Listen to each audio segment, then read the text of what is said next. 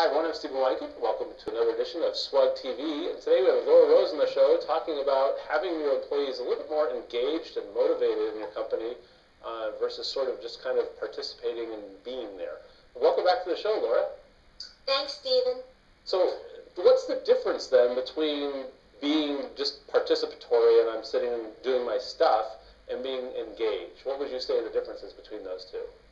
Well, I would say being engaged is also offering a part of yourself into the conversation or into the meeting versus just agreeing with what's going on with the meeting. We can be involved in the meeting by saying, yes, I agree, or I agree with the schedule or whatever, but being engaged is to offering something new to the conversation, whether it's another alternative solution or even asking a question regarding a different direction. That's a good idea, and that's when meetings become really productive, isn't it? When people are, well, what about this and what about that, and they're kind of thinking it through rather than just, yeah, let's just go that direction.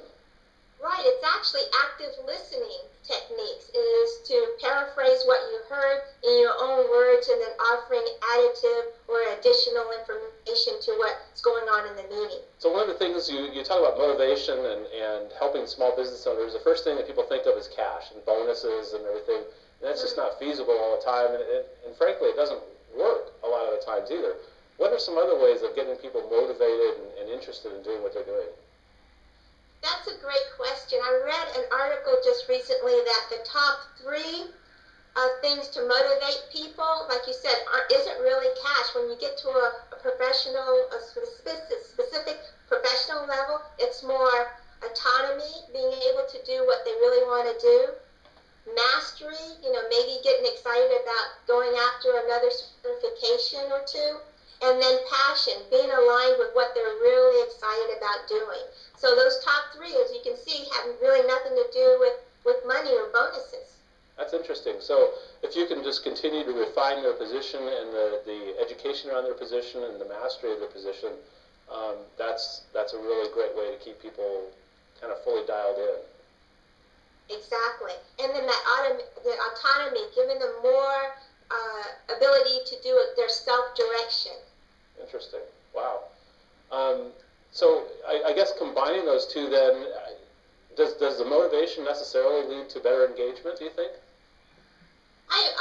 I believe so. I always like the word inspiration versus motivation. A lot of people consider motivation as I'm doing something to avoid something bad. Right. I'm being motivated to do this so that I don't get a bad performance review.